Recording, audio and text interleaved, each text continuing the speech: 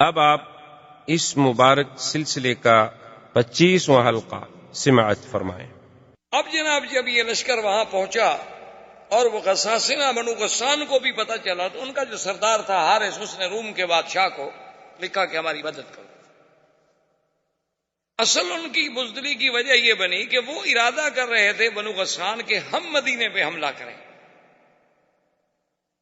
اور اب وہ حیران ہو گئے کہ ہم مدینے پہ کیا حملہ کریں، مدینے سے تو مسلمان ہم پر حملہ کرنے کے لیے چل پڑے ہیں۔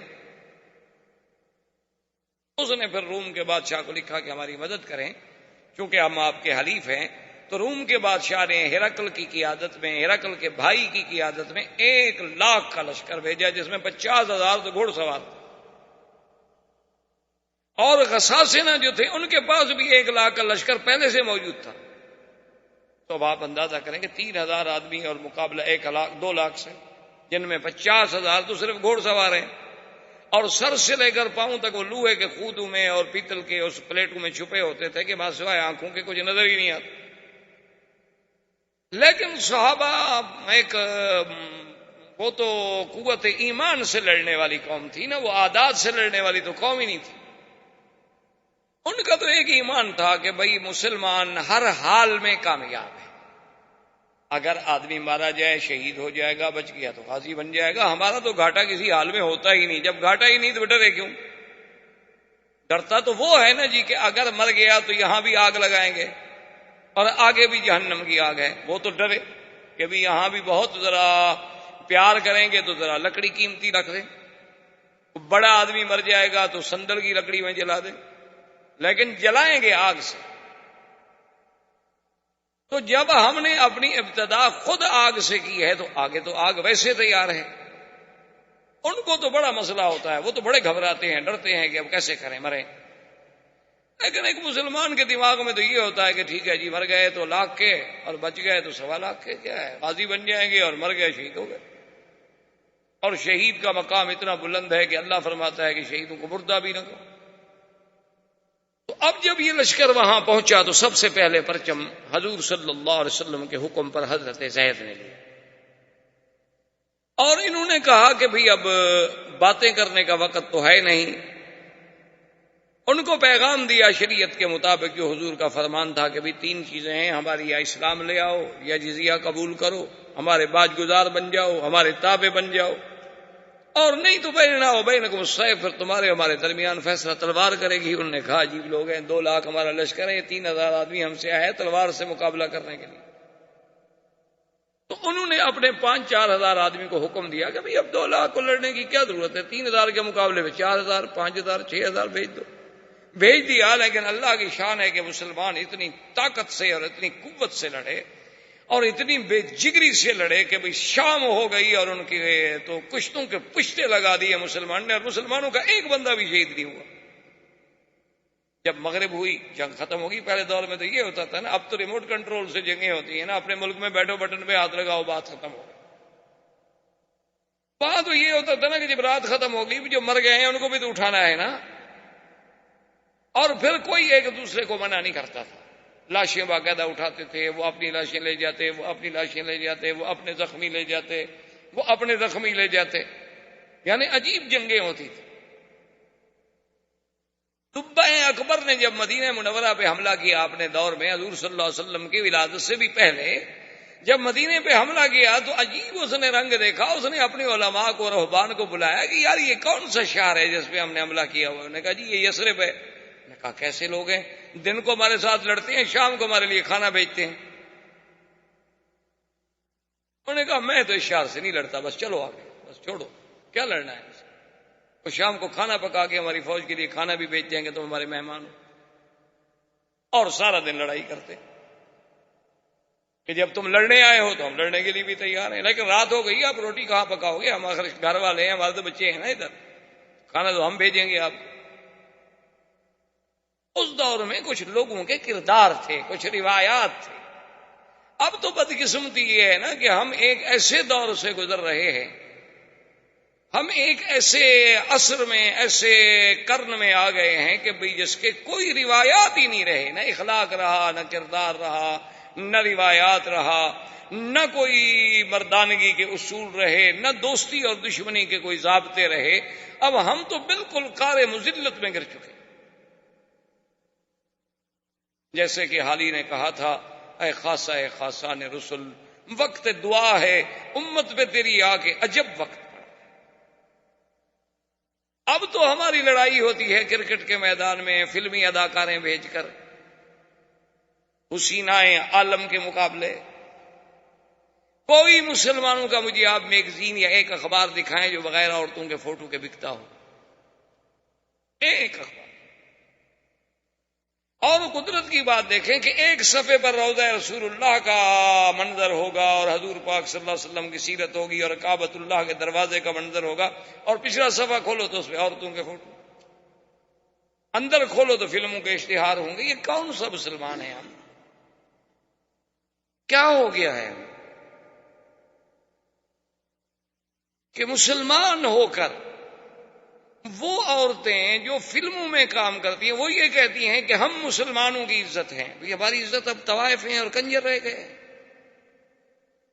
موسیقی ہمارے ہاں عبادت بن چکی ہے۔ کیا ہو گیا ہے لیکن اس زمانے میں کچھ کردار تھا۔ تو خیر جناب، شام ہو گئی، دوسرے دن پھر لڑائی ہوئی، مسلمان نے پھر جناب مارا ان، اور کچھ مسلمان بھی شہید ہوئے لیکن بہت تھوڑے سے۔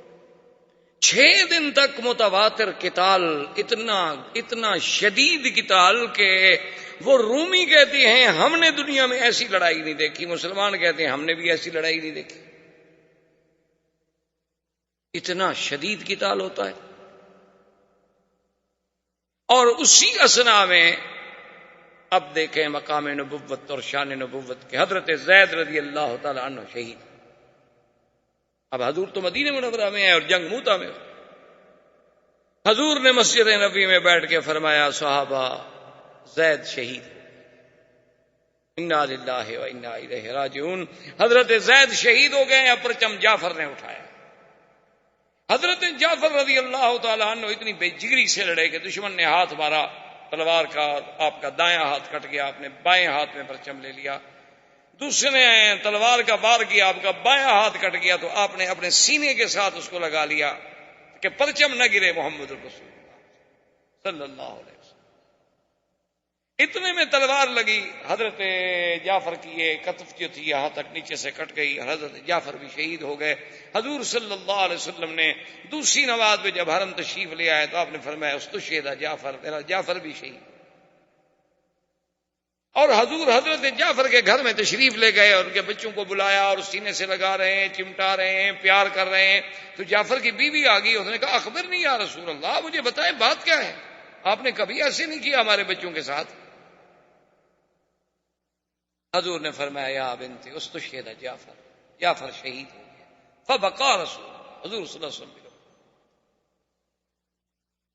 اور حضور صلی اللہ علیہ وسلم نے فرمایا، انی اریت، میں دکھلایا گیا ہوں کہ اللہ نے اس کو یاقوت کے دونوں ہاتھ بنا دیے ہیں اور وہ پروں کے ساتھ فرشتوں کے ساتھ جنت میں پرواز کر رہے ہیں۔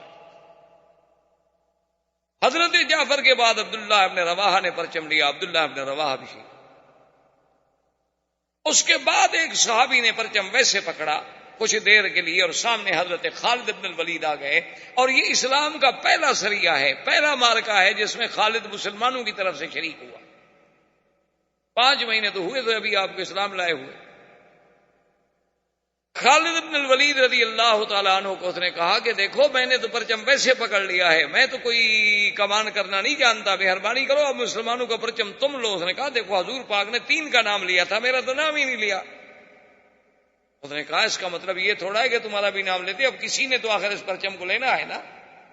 تو خالد بن ولید نے پرچم لے لیا اور جنگ روک دی، اور وہ پیچھے ہٹ گئے، مسلمان پیچھے ہٹ گئے۔ حضرت خالد نے غور کیا، تدبر کیا کہ اب ہمارے پاس تو 2500 آدمی رہ گئے ہیں، اور ان کا اگر ہم نے 2500 بھی مار دیا ہو تو 2 لاکھ میں کتنی کم ہو گئے ہیں۔ خالد بن الولید جو تھے رضی اللہ تعالی عنہ، یہ بطل من ابطال الاسلام، اور خدا کی شان ہے کہ جب حضور شام کو عشاء کی نماز کے لیے مسجد میں تشریف لے آئے تو حضور کے چہرے پہ ایک بڑی عجیب سی خوشی تھی، اور آپ نے فرمایا مسلمانوں، میرے تو تینوں جرنیل جو تھے شہید ہو گئے، لیکن اب اس بندے نے پرچم اٹھایا ہے الذی سیف من سیوف اللہ، جو اللہ کی تلوار ہے، اب اس کے ہاتھ میں پرچم، اب مسلمانوں کو کوئی شکست نہیں دے سکتا۔ اور اسلام میں یہ دو مجاہد گزرے ہیں، بطل اسلام گزرے ہیں، ایک خالد بن ولید اور ایک حضرت زبیر بن العوام۔ یہ دو آدمی تھے جو دونوں ہاتھ میں تلوار پکڑ کے دشمن سے مقابلہ کرتے تھے، ورنہ کوئی دنیا کا بہادر کبھی دو ہاتھ سے نہیں لڑتا، ہمیشہ ایک ہاتھ سے لڑتا ہے۔ ایک ہاتھ میں ڈھال ہوتی ہے یا ترس ہوتی ہے یا گھوڑے کی لگام ہوتی ہے۔ یہ دو آدمی تھے صرف جنہوں نے کبھی ایک ہاتھ میں تلوار نہیں پکڑی بلکہ دونوں ہاتھوں میں تلوار لے کے مقابلہ کرتے تھے۔ اور خالد بن ولید کا ماشاءاللہ اتنا قد بھی اتنا اونچا تھا کہ گھوڑے پہ بیٹھتے تو پاؤں ویسے زمین کو لگا لیتے تھے، طویل القامات۔ خالد بن الولید نے یہ کیا، اس نے اپنی فوج کو بدلا، کیونکہ اس زمانے میں اس طرح اصول ہوتا تھا کہ ایک ہوتا تھا میمنہ، دائیں ہاتھ میں فوج رہتی تھی، ایک میسرہ بائیں ہاتھ میں، ایک مقدمہ، ایک مؤخرہ اور ایک قلب، ایک آگے ایک پیچھے اور ایک درمیان۔ تو حضرت خالد بن ولید نے یہ کیا کہ جو میمنہ پہ تھے وہ میسرہ پہ لے آیا، جو میسرہ پہ تھے وہ میمنہ پہ لے آیا، جو مقدم میں تھے وہ مؤخر پہ لے آیا، جو مؤخر میں تھے وہ مقدم پہ لے آیا، اور سب کے پرچم بھی بدل دیے۔ اب جب صبح ہوئی تو رومیوں نے دیکھا، انہوں نے کہا جاءہم المدد من المدینہ، تو مدینے سے فوج اور آ گئی، ہم تو پہلے 3000 سے نہیں لڑ پا رہے تھے، یہ دیکھو پرچم بھی نئے ہیں اور یہ آدمی تو ہم نے کل نہیں دیکھے، یہ تو اور لوگ آ گئے۔ خالد بن ولید نے حکم دیا اور نعرہ تکبیر کہہ کے اتنی زور سے حملہ کیا کہ خالد کہتے ہیں کہ اس دن میرے ہاتھ سے 10 تلواریں ٹوٹ گئیں، مارتے مارتے قتل کرتے کرتے تلواریں ٹوٹ جاتی تھی، وہ پھینک دیتا تھا اور لے لیتا، تو وہ ٹوٹ جاتی تھی وہ پھینک دیتا تھا میں اور لے لیتا، اتنا مارا نا جی کہ اب ان میں افراتفری پھیل گئی، وہ دوڑے بھاگے، 2 لاکھ آدمی 3000 کے آگے بھاگ رہا۔ جب انہوں نے بھاگنا شروع کیا تو خالد نے آرڈر کیا اپنی فوج کو کہ پیچھے آؤ پیچھے آؤ پیچھے آؤ، ہٹو۔ اب نے کیا خدا کے بندے کیا کر رہے وہ بھاگ رہے ہیں؟ اس نے کہا وہ بھاگتے بھاگتے بھی رک گئے تو ہم سے زیادہ ہیں، کوئی عقل کرو، اب پیچھے آؤ اور ہٹو، واپس چلو مدینہ۔ اپنی فوج کو سالم لے جانا بھی تو بڑی بات ہے نا۔ حضرت خالد بن ولید اپنی فوج کو پیچھے ہٹاتے رہے۔ اچھا، ان کو اللہ پاک نے اتنا روب ڈال دیا تھا خالد کا کہ انہوں نے حملہ کرنے کی ضرورت نہ کی، افراتفری میں بٹ گئے، اس کے بعد جمع ہوتے رہے، 2-3 دن لگے، 2-3 دن میں قافلہ مدینہ منورہ تو بہت دور نکل گیا۔ جب صحابہ کو پتہ چلا کہ مسلمان تو ہزیمت کھا کے واپس آ رہے ہیں تو انہوں نے کہا فرارون فرارون، یہ لوگ ہیں جو بھاگ کے آ رہے ہیں دشمن کے مقابلے پہ۔ عورتوں نے کہا کہ ایسا کرو کہ اگر ہمارا خاوند بھاگ کے آ رہا ہے اور یہ بات سچی ہوگی تو میں اپنے گھر کا دروازہ نہیں کھولوں گی، بزدل آدمی میرا خاوند ہو۔ پہلے لوگ جو تھے وہ تو شجاعت اور بہادری کو عزت سمجھتے تھے، عورتیں بھی۔ جب بالکل مدینہ منورہ پہنچے حضور نے فرمایا نہیں، انہم لیسو فراری، وہ فراری نہیں ہے بل انہم کرارون، وہ تو پیچھے ہٹ کے پھر حملہ کرنے والے لوگوں میں ہیں، وہ بھاگ کے نہیں آ رہے۔ کیا کہہ رہے ہیں؟ 2,500 کے لشکر کو صحیح سلامت دشمن کے منہ سے چھڑا کے واپس لے آنا کو مذاق ہے؟ تو خیر یہ لشکر واپس آ گیا، اور اسی اسنا میں حضور صلی اللہ علیہ وسلم نے غزوہ ذات السلاسل کے لیے بنی قضاء پر حملہ کرنے کے لیے آپ نے عمرو بن العاص کو قائد بنایا، حکم دیا کہ ان پہ حملہ کریں۔ عمرو بن العاص جب چلے تو خدا کی شان دیکھو کہ عمرو بن العاص امیر ہیں اور حضرت ابو بکر بھی اس جنگ میں ساتھ ہیں، لیکن ان کو حضور نے امیر نہیں بنایا۔ حضرت عمر بھی ساتھ ہیں، ان کو بھی امیر نہیں بنایا، وہ تابع ہیں عمرو بن العاص کے۔ امتحان ہوتے تھے کہ بھی اللہ کے رسول کے حکم کی کیسے اطاعت ہوتی۔ جب یہ راستے میں چلے تو انہیں پتہ لگا کہ بنی قضاء جو ہے وہ تو بہت بڑا قبیلہ ہے اور ہم تو سارے 200 آدمی ہیں۔ انہوں نے پھر پیغام بھیجا حضور کی خدمت میں کہ ہم بہت تھوڑے ہیں اور ان کا لشکر بہت بڑا ہے ہماری مدد کے لیے۔ تو حضور نے ابی عبیدہ بن الجراح کو اور آدمی دے کے بھیجا ان کی مدد کے لیے۔ تو ابی عبیدہ کا لشکر جب پہنچا عمرو بن سالم کے پاس، عمرو بن العاص کے پاس، اس نے پوچھا کہ دیکھو بات سنو، مسلمان کتنا؟ انہوں نے کہا کہ 200 کا لشکر اور آگے ہے۔ نماز کا وقت آیا تو سب نے کہا کہ ابھی عبیدہ چونکہ زیادہ بڑے تھے نا صحابیت میں کہ وہ نماز پڑھائے. عمرو بن العاص نے کہا کہ نہیں, وہ کیوں نماز پڑھائے؟ اللہ کے نبی نے مجھے امیر بنا کے بھیجا ہے, نماز جو ہے وہ تو امیر پڑھائے گا, کیونکہ اسلام کا یہ حکم ہوتا تھا کہ جو خلیفۃ المسلمین ہے وہ نماز پڑھائے, جو امیر ہے وہ نماز پڑھائے. آج اگر ان کو نماز پڑھانی پڑے, کیا خیال ہے آپ کا؟ جن نے خود زندگی میں نہ پڑھی ہو تو پڑھائیں گے کیسے؟ وہ نماز کیسے پڑھائیں گے؟ ہمارے علاقے میں ایک عید کا موقع تھا اتفاق سے, تو اتفاق ایسا ہوا کہ انہوں نے مولوی صاحبان کو جو بلایا نا, تو ایک بریلوی مولوی بھی نماز پڑھانے پہنچ گیا, ایک دیوبندی بھی پہنچ گیا. ان کا بھی عالم آ گیا, ان کا بھی عالم آ گیا. اب کچھ لوگ کہیں یہ پڑھائے, وہ کچھ کہیں وہ پڑھائے, جھگڑا ہو. تو وہاں ایک پیر صاحب تھے, بڑے بجی شکل, خوبصورت ماشاءاللہ, اور بڑے بہت بڑے ان کے مریدین بھی تھے, اور بڑا ان کا وقار بھی تھا, سیاسی بھی, زمیندارہ بھی, بہت بڑے جاگیردار بھی تھے. تو وہ جب آ گئے تو لوگوں نے کہا کہ اچھا ایسا کرو گے, جھگڑا نہ کرو. اب وہ مولوی اس کے پیچھے نہیں پڑتا, وہ مولوی اس کے پیچھے نہیں پڑتا, تو سید بھی ہیں, آل رسول بھی ہیں, پیر بھی ہیں, ان کو منت کرتے ہیں کہ یہ عید پڑھا دیں. تو سب لوگ ان کے پاس آ گئے, انہوں نے کہا کہ جی ہم نے فیصلہ کیا ہے, لڑائی نہ ہو, آپ عید پڑھا دیں. اب پیر صاحب کہیں کہ نہیں بھائی نہیں, ہے مولوی صاحبان میں سے کسی کے پیچھے پڑھ لو. لوگ کہیں کہ نہیں حضرت آپ پڑھائیں. لوگ کہیں دیکھو جی پیر صاحب کتنا متواضع آدمی, اصل پیر نے کبھی عید پڑھائی ہو تو پڑھائے نا, اس کے لیے تو مصیبت آ گئی, پڑھاؤں کیا؟ اس بیچارے کے لیے تو عذاب آ گیا نا. وہ کہ نہیں جی نہیں حضرت, یہ علماء ہیں ان کا. انہوں نے کہا نہیں حضرت, آپ آل رسول ہیں, سید ہیں, جہاں سید موجود ہو, قریشی موجود ہو, اور امام کیسے بن سکتا ہے؟ اب حضرت نے عید کے بجائے جنازہ پڑھا دیا, جو حضرت کو آتا تھا. اب سلام پھیر کے لوگ بیٹھے ہوئے ہیں کہ یہ تو نئی عید ہے, اس کی تکبیریں بھی الگ ہیں, اس کے بعد جناب یہ ہے کہ نہ کوئی خطبہ ہے نہ کوئی بات ہے, یہ کون سی عید ہے؟ تو انہوں نے کہا کہ حضرت نے کہا بس ان دو حضرات کے اختلاف کا میرے ذہن پہ اتنا اثر ہوا کہ میں یہ سمجھ نہیں آیا کہ میں نے کیا پڑھا ہے, بہتر ہے کہ پھر عید پڑھ لوں. تو پھر بریلویوں نے بریلویوں کے پیچھے پڑی, دیوبندیوں نے دیوبندیوں نے, ایک میدان میں 3 عیدیں ہو رہی. تو بہرحال اس زمانے میں اسلام یہ کہتا ہے کہ نہیں, جو خلیفہ ہوگا, جو امیر ہوگا, وہی امام ہوگا. اب عمرو بن العاص مصلی پہ آ کر لوگوں نے کہا خدا کے بندے, تم شان میں چھوٹے ہو, عمر میں چھوٹے ہو, اسلام میں چھوٹے ہو, ابھی عبیدہ ہیں, ابو بکر ہیں. انہوں نے کہا حضور نے امیر مجھے بنایا ہے کہ تمہیں بنایا ہے؟ انہوں نے کہا امیر آپ کو بنایا. انہوں نے کہا پھر مصلی پہ میں کھڑا ہوں گا. پڑھے اللہ اکبر, سب نے نماز پیچھے پڑھی. حضرت عمر کو بات ناگوار گزری, چھوٹا آدمی ہے. اب راستے میں چلے تو اتنی شدید سردی تھی, اللہ معاف کرے, کہ ایسے حالات ہو گئے کہ صحابہ شدت سردی سے کانپ رہے ہیں, اور خطرہ ہو گیا کہ اللہ معاف کرے کہ آدمی سردی سے مر نہ جائیں. تو حضرت عمر نے کہا امیر سے کہ مہربانی کرو, قافلہ روکو اور حکم دو آگ جلانے کا. اس نے کہا نہیں, آگ کوئی نہیں جلا سکتا, میں امیر ہوں, حکم میرا چلے. آگ نہیں جلانے دی. ساری رات صحابہ نے ایسے سردی میں گزارا.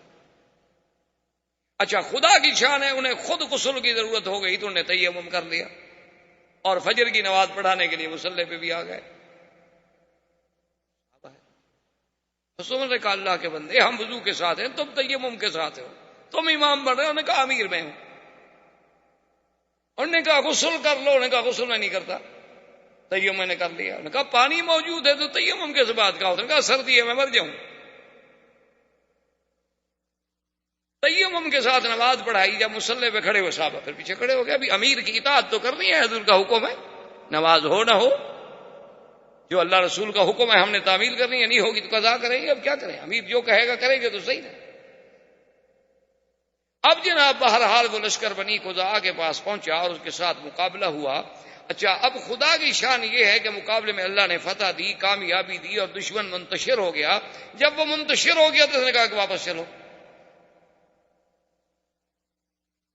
حضرت عمر غصے میں حضرت ابو بکر کے پاس ہے. انہوں نے کہا یہ اچھا امیر ہے ہمارا بھائی, نہ آگ چلانے دیتا ہے, بغیر وضو کے حضرت نماز پڑھا دیتے ہیں.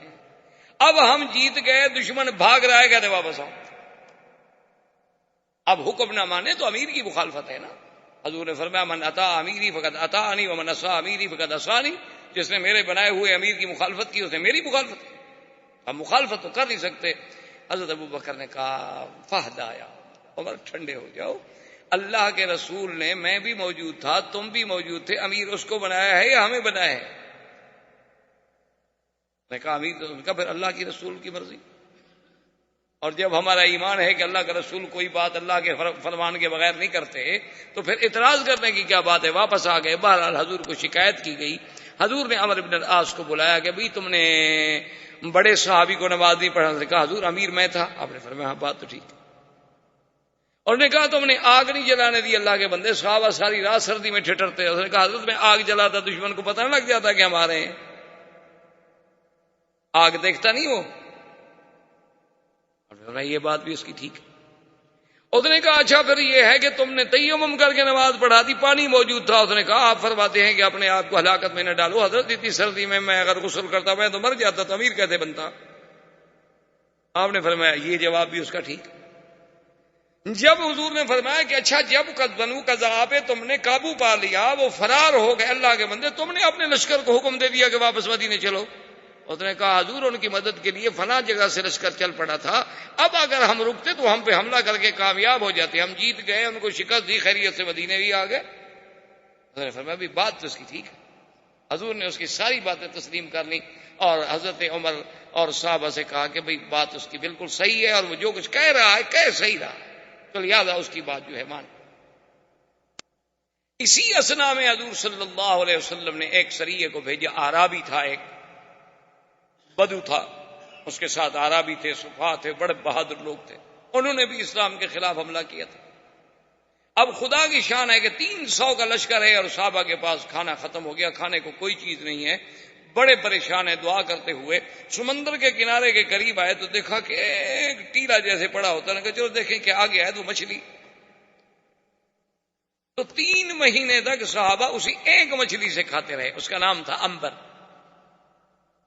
یہ آج کل جو بازاروں میں امبر ملتا ہے نا، اتنے امبر، اصلی امبر جو ہے یہ مچھلی کے قے کرتی ہے، اور وہ سمندر میں تیرتا ہوا دریاؤں کے کنارے پہ آتا ہے تو وہ جاننے والے لوگ اس کو پکڑ کے لے آتے ہیں، اصل میں یہ اسی امبر مچھلی کی قے ہوتی ہے۔ تو وہ اتنی بڑی مچھلی تھی کہ جب صحابہ کھاتے رہے تو ان نے تجربے کے طور پر اس کی جو آنکھ کی گلائی تھی نا، اس میں 10 صحابی بیٹھ گئے، اور جب اس کے ڈھانچے کو کھڑا کیا تو ایک صحابی جو سب سے بڑے لمبے قد کے تھے، اس کو اونٹ کے اوپر کہا کہ تم کھڑے ہو جاؤ، اونٹ کے اوپر کھڑا ہوا لیکن پھر بھی وہ ڈھانچہ اوپر رہا، وہ گوشت کھا رہے ہیں اور اس کا جناب تیل استعمال کر رہے ہیں۔ صحابہ کو تو اللہ نے رزق دے دیا، واپس آئے، حضور نے فرمایا حل معکم شیء، اس میں سے مچھلی سے کچھ تمہارے پاس ہے؟ انہوں نے کہا حضور ہاں گھی بھی لائے ہیں، اس کا گوشت بھی ہے، آپ نے فرمایا لے آؤ مجھے بھی کھلاؤ، حضور صلی اللہ علیہ وسلم نے بھی وہ نوش فرمایا۔ اور اسی اثنا میں آپ نے پڑھا ہوگا انشاءاللہ یا سنا ہوگا کہ جب حدیبیہ میں صلح ہوئی تھی تو صلح میں ایک شرط یہ بھی تھی کہ جو قبیلہ جس کا حلیف بننا چاہے، قریش کا بنے یا اسلام کا بنے، تو بنو بکر بنے تھے حلیف قریش کے، اور بنو خزاعہ حلیف بنے تھے حضور صلی اللہ علیہ وسلم۔ تو اب بنو بکر نے شرارت کرنی شروع کر دی، وہ کیا کریں، رات کو جا کے بنو خزاعہ پہ حملہ کر۔ اچھا خدا کی شان ہے، حملہ کرنے جائیں، جو حملہ کرنے جائیں وہ مارے جائیں، بنو خزاعہ والے آگے ہوشیار وہ مارتے، ایک حملہ کیا مارے گئے، دوسرا حملہ کیا خود مارے گئے، تیسرا حملہ کیا خود مارے گئے۔ اب بنو بکر جو تھے وہ اکٹھے ہو کے قریش کے پاس آئے، اور اسی سہیل ابن عمر، وہ جو صلح لکھنے والا شخص، ابو سفیان، سہیل ابن عمر، حارث ابن ہشام، ان کے پاس آئے دارالندوہ میں، انہوں نے کہا کہ دیکھو ہم آپ کے حلیف ہیں، اور بنو خزاعہ والوں نے تو ہمارے اتنے بندے مار دیے ہیں۔ انہوں نے کہا کہ دیکھو انہوں نے تو نہیں مار دیے، حملہ تو تم نے کیا ہے۔ انہوں نے کہا ہم نے حملہ کیا، کچھ کیا، لیکن بندے ہمارے مارے گئے، ہم نے بدلہ لینا ہے، تم ہمارے حلیف ہو، ہماری مدد کرو۔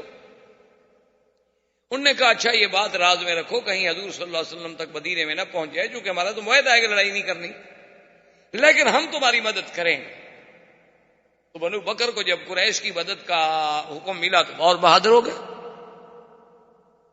اب بنو خزاعہ نے سوچا کہ یہ 2-3 دفعہ اپنے بندے مروا چکے ہیں اور بہت بڑی لڑائی کر نہیں سکتے، چونکہ معاہدے میں طے ہو چکا ہے 10 سال کے لیے جنگ نہیں ہونی ہے، تو اب جناب ان کے کچھ آدمی طواف کرنے کے لیے مکہ میں آئے اور اطمینان کے ساتھ بغیر کسی ہتھیاروں کے، اور بنو خزاعہ کا ایک سردار تھا، اس کا نام تھا بدیل ابن ورقہ، اس کا گھر مکے میں تھا۔ بنو خزاعہ کا قبیلہ تو باہر رہتے تھے، لیکن اس کا ایک گھر مکے میں بھی تھا، جب وہ مکے میں ہوتا تو اپنے گھر میں رہتا۔ یہ آدمی بیچارے آئے، ابھی یہ حرم میں داخل ہوئے اور بنو بکر نے قریش کے ساتھ مل کے حملہ کر دیا۔ جب حملہ کر دیا تو قریب کیا کریں، وہ تو بالکل نہاتے ہیں.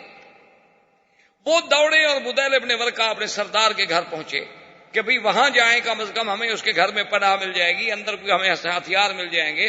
آگے آئے، خدا کی شان ہے، دروازہ بند ہے، وہ دروازہ بھی نہ کھلا. وہاں سے بھاگے، وہ حرم میں داخل ہو گئے. لیکن قریش نے اور بنو بکر نے، ان کے 23 آدمی جو تھے وہ اللہ کے حرم میں قتل. حالانکہ حرم میں تو کافر بھی نہیں لڑتے تھے. بہرحال جب وہ قتل ہو گئے، بنو خزاعہ کو پتہ چلا. بنو خزاعہ نے قریش سے کہا کہ بھی یہ تو غدر ہے، ہمارا فیصلہ کر. دار الندوہ میں اجتماع ہوا. ایک آدمی تھے عبداللہ ابن سعد ابن ابی السرح، یہ پہلے مسلمان ہو گیا، حضور کا کاتب تھا، وحی بھی لکھتا تھا، قرآن بھی لکھتا تھا. بعد میں یہ مرتد ہو کے بھاگ آیا، مکے آ گیا.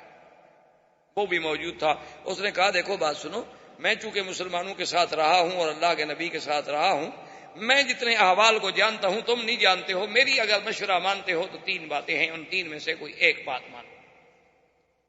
انہوں نے کہا کیا بات؟ انہوں نے کہا بات یہ ہے کہ تم نے عہد توڑا ہے. یہ عہد ہے کہ بھئی کوئی آدمی اب قریش اور حضور صلی اللہ علیہ وسلم کی جنگ نہیں ہوگی، اور جو حضور کا حلیف ہے وہ حضور کے ساتھ، جو تمہارا حلیف ہے تمہارے ساتھ. تو اس حلیف پر بھی اگر جنگ ہوگی تو وہ گویا مدینے والوں پر جنگ تصور ہوگی، اور تم نے بنو خزاعہ پہ حملہ کیا ہے، یہ تو اچھا نہیں. اور پھر اس سے بڑا کوئی جرم ہے کہ تم نے وہ حرم میں بھاگے بیچارے، تم نے حرم میں بھی قتل کر دیا. اب 3 باتیں ہیں، یا تو ایسا کرو کہ ان کے 23 آدمی مارے گئے ہیں، بنو بکر والوں میں بھی پیسے والے ہیں، تم بھی سردار ہو، پیسے اکٹھے کر کے ان کو دیت دے دو اور معافی مانگ لو کہ 23 آدمی کی دیت ہم دیتے ہیں. انہوں نے کہا نہیں، یہ تو کمزوری والی بات ہوئی نا کہ پھر ہم جائیں اور معافی مانگیں اور دیت ادا کریں. انہوں نے کہا اچھا اگر یہ نہیں کرتے ہو تو پھر ایسا کرو کہ بنو خزاعہ اور بنو بکر، ان دونوں سے کہو کہ آج کے بعد تم دونوں لڑو، مرو، بچو، جہنم میں جاؤ، ہم تمہاری کوئی مدد نہیں کریں گے. اور مدینے پیغام دے دو کہ جناب ان کی لڑائی ہوگی ہے لیکن ہم نے جواب دے دیا، ہم اپنے حلیف کی مدد نہیں کر رہے، آپ بھی اپنے حلیف کی مدد نہ کریں. تو یہ ایک معقول بات ہوگی اور حضور مان لیں گے. انہوں نے کہا کہ ہمارے حلیف ہیں، ہم ان کو چھوڑ تو نہیں سکتے. اچھا تیسری بات بتاؤ کہ تیسری کیا ہو سکتا؟ تیسری پھر تیار ہو جاؤ، تلواریں تیار کرو، حضور حملہ کریں گے. وہ اپنے حلیف کو نہیں چھوڑیں، وہ اپنے خلفاء کی مدد کریں. انہوں نے کہا اچھا ٹھیک ہے بھائی، دیکھا جائے گا. اس کے بعد انہوں نے سوچا کہ بھی معاملہ تو خراب ہو گیا ہے اور نقض عہد بھی ہم سے ہوا ہے. انہوں نے کہا ایسا کرو ابو سفیان کہ تم چلے جاؤ مدینہ منورہ اور کسی طریقے سے حضور صلی اللہ علیہ وسلم سے یہ کہو کہ حضور بڑا اچھا وقت گزر رہا ہے اور دیکھیں نا ماشاءاللہ آپ کو بھی اطمینان ہے، ہمیں بھی اطمینان ہے، آپ بھی اپنی دعوت اسلام دے رہے ہیں، ہم اپنا کام کر رہے ہیں، تو یہ عقد جو ہے نا ہم دوبارہ آئے ہیں تجدید کرنے کے لیے، اور مدت 10 سال کے بجائے 20 سال کا. ہم چاہتے ہیں آپ کی صلح ہماری اور قائم رہے. اور اگر حضور نے تجدید عہد کر دی اور مدت بڑھا دی اور دستخط کر دیے تو پھر حملہ نہیں کریں گے، کیونکہ تازہ عقد تجدید ہو گیا. اگر وہ بنو خزاعہ کا بدلہ لیتے تو عقد تجدید نہ کریں. عقد تجدید ہو گیا تو اب بنو خزاعہ کا کیسے مدد کریں گے؟ انہوں نے کہا کہ ہاں تلک المکیدہ، یہ ہے چال، اگر اس میں ہم کامیاب ہو جائیں تو پھر تو کام بن سکتا. ابو سفیان کو انہوں نے کہا کہ چونکہ مکے کے سردار تم ہو، یہ کام تم کر سکتے ہو، اور تو کوئی چھوٹا موٹا آدمی تو کر نہیں سکتا. حضور ہر کسی کی بات تھوڑی سنیں گے. ابو سفیان چل پڑا مدینہ شریف کے لیے. اور انہوں نے کہا کہ ابو سفیان یہ کام جلدی کرو، حضور کو کہیں یہ پتہ بھی نہ لگ جائے کہ ہم نے بنو بکر کے ساتھ مل کے بنو خزاعہ کو نقصان پہنچایا ہے. لیکن بنو خزاعہ والوں نے، ایک ان کا شاعر تھا سالم ابن عمر، اس کو بھیجا کہ تم فوراً مدینے پہنچو اور حضور کو خبر دو کہ ہمارے ساتھ یہ ہو گیا. سالم ابن عمر نے تو جی ایسے سفر کیا، حالانکہ وہ شاعر آدمی تھا لیکن اپنی قوم کا درد تو ہر کسی کو ہوتا ہے نا جی. وہ رات اور دن اپنا اونٹ دوڑاتا رہا، آرام تک نہیں کیا. وہ تو جو 6 دن کا سفر تھا نا 3 دن میں کر کے مدینے میں پہنچ گیا. حضور بیٹھے ہوئے تھے مدینہ مسجد نبوی میں، صحابہ بیٹھے ہیں، تو آیا رونا شروع کیا اور اس نے مرثیہ پڑا اپنی قوم کا کہ میرے جوان کیسے ان کی لاشیں حرم میں پھڑک رہی ہیں، 23 سر کٹے ہوئے ہیں اور 23 انسانوں کے ٹکڑے جو ہیں اللہ کے حرم میں بکھرے پڑے ہیں، اور قریش جو ہیں وہ بنو بکر کی مدد میں ہیں اور ہم لاوارث ہو گئے ہیں، ہمیں ہمارے حلفاء جو ہیں پوچھتے نہیں. اس نے ایسے انداز میں شعر پڑھے، حضور صلی اللہ علیہ وسلم کو بھی جوش آ گیا. آپ نے فرمایا نصرت یا سالم، نصرت یا سالم، نصرت یا سالم، سالم تمہاری امداد ہوگی، فکر نہ کرو، اللہ کا نبی تمہاری مدد کرے گا. بدیل ابن ورقہ جو ہے وہ بھی وفد لے کے چل پڑا حضور کو خبر دینے کے لیے. ان کا جو سردار تھا بنو خزاعہ کا آیا، اس نے کہا حضور ہمارے ساتھ تو ظلم ہو گیا کہ 23 جوان اور طواف کرتے ہوئے اللہ کے حرم میں قتل کر دیے جائیں، اس سے بڑا کوئی ظلم ہے؟ حضور نے فرمایا بدیل تم فکر نہ کرو، ہم تمہاری مدد کریں گے اور بدلہ لیں گے. ابو سفیان جا رہا ہے اور بدیل ابن ورقہ واپس آ رہا ہے مدینے سے. ابو سفیان نے ایک دوسرے کو ملے، اس نے کہا بدیل کیا حال ہے، خیریت ہے، کہاں گئے تھے، مدینہ گئے تھے؟ اس نے کہا نہیں مدینہ تو ہم نہیں گئے. کہاں گئے؟ انہوں نے کہا یہ مدینہ منورہ کی ایک طرف اور ایک قبیلہ تھا کہ وہاں میرے رشتہ دار ہیں، میں تو وہاں گیا تھا اور وہاں سے واپس. اس نے چھپایا کہ میں یہ نہ بتاؤں کہ حضور کو میں ابھی کہہ کے آ رہا ہوں. اس نے کہا تو مدینہ میں گئے بھی؟ انہوں نے کہا مدینہ میں نہیں گئے. بھائی میں اگر جاتا مدینہ تم سے کوئی ڈرنے کی بات ہے میں تمہیں بتا دیتا کہ میں مدینہ گیا تھا. خیر ابو سفیان نے بھی وہاں رات گزاری، بدیل بن ورقہ نے بھی وہاں رات گزاری. منزل تھی صبح کو بدیل بن ورقہ مکے کی طرف چل پڑا اور ابو سفیان نے اپنے جو ساتھی ساتھ تھے ان کو کہا کہ ٹھہرو، جا کے ان کے اونٹ جو ہے نا ان کی جہاں لید پڑی ہو نا وہ لید اٹھا کے لے آؤ. وہ لید اٹھا کے لے آئے تو ابو سفیان نے کہا اس کو توڑو، اس کے اندر کھجور ہے، کھجور کی گٹھلی ہے. جب توڑا تو کھجور کی گٹھلی نے کہا ہاں بدیل بن ورقہ مدینے گیا تھا، کھجوریں صرف مدینے والے اونٹوں کو کھلاتے ہیں اور کوئی قبیلہ نہیں کھلاتا، چونکہ ان کے پاس کھجور بہت ہوتی ہے اونٹوں کو بھی کھلا دیتے ہیں. اس کا مطلب ہے کہ حضور کو اطلاع پہنچ گئی. اب یہ نہیں ہے کہ میں اندھیرے میں رکھ سکوں، حضور کو پتہ چل گیا ہے کہ بنو بکر نے کیا کیا. خیر بہرحال اس نے کہا کہ اب حل کوئی نہیں، اب سیدھا تو مجھے نہیں جانا چاہیے مدینہ منورہ میں حضور کی خدمت میں. پہلے ایسا کیوں نہ کروں کہ میں اپنی بیٹی کے گھر حبیبہ کے گھر میں جاؤں اور اپنی بیٹی جو ہے وہ حضور کی بیوی ہیں، امہات المومنین ہیں، ان کو تیار کروں کہ کوئی تھوڑی سی فضا تو ہموار کرے نا حضور سے بات کرنے کی. ابو سفیان سردار تھا، سمجھدار آدمی تھا. جب آیا ام حبیبہ نے سلام کیا، استقبال کیا، اور وہاں جو ایک فراش کیا ہوتا تھا، ایک ٹاٹ کا ٹکڑا تھا جو حضور کے لیے بچھایا جاتا تھا، وہ بچھا ہوا تھا، اس پہ بیٹھنے لگا ابو سفیان. تو اس نے جلدی سے فراش اٹھا لیا، جلدی سے کھینچا اور لپیٹ لیا. ابو سفیان نے دیکھا، کہا اچھا کیونکہ یہ فراش اصل میں پرانا ہے اور کم قیمت ہے اور یہ مکے کے سردار کے نیچے بچھانے کے قابل نہیں ہے، اس لیے اٹھا رہی ہو تاکہ کوئی اور اچھا فراش میرے لیے بچھانا چاہتی ہے. اس نے کہا نہیں، ھذا فراش رسول اللہ وانت نجس. اس نے کہا یہ میرے مدنی محمد مصطفیٰ کا بستر ہے اور تم مشرک ہو، پلید ہو، اللہ کے نبی کے بستر پہ نہیں بیٹھ سکتے. آج ہماری بیٹیوں میں بھی اسلام کی ایسی غیرت ہے، جنہوں نے مونالیزا اور ڈیانا پڑھنی ہو، اس میں کیا غیرت آئے گی بھائی؟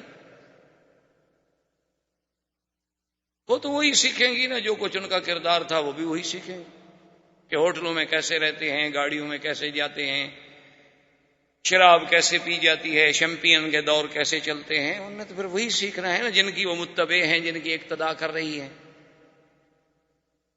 ام حبیبہ ہے، اس نے کہا ام حبیبہ اصابک شر من بعدی، مجھ سے دور ہو کر تیرا اخلاق بھی بگڑ گیا. اس نے کہا اخلاق کی بات نہیں، اب تمہارے اور ہمارے درمیان میں اسلام اور کفر کی دیوار ہے. میں سب سے پہلے حضور سے پوچھوں گی، ورنہ تو میرے گھر میں بیٹھ بھی نہیں سکتے، کھانا بھی نہیں کھا سکتے، رہ بھی نہیں سکتے جب تک مجھے حضور اجازت نہ دے. تو مشرک ہو، ہم مسلمان ہیں، اب باپ بیٹی کا کیا رشتہ؟ حضور کی خدمت میں حضور نے فرمایا سلی آپ، تمہارا باپ ہے، احترام کرو، کھانا کھلاؤ، دعوت دو. یہ ٹھیک ہے، کافر ہے تو کافر ہے، تمہارا تو باپ ہے نا. خیر بہرحال اس کے بعد ابو سفیان آیا، حضور سے ملا. حضور نے فرمایا ہاں ابو سفیان ما جاء بک، کیسے آیا؟ اس نے کہا حضور آپ کا اور ہمارا ماشاءاللہ دیکھیں کیسا خوبصورت وقت گزر رہا ہے اور بڑی تمام قبائل مطمئن ہیں اور لوگ مطمئن ہیں، اللہ کا کعبہ آباد ہے، ہم بڑے مزے میں ہیں، آرام سے تجارت ہو رہی ہے. اور آپ کی دیکھیں بادشاہوں کو، ہرقل کو بحرین میں، عمان میں، ہر جگہ دعوت جا رہی ہے.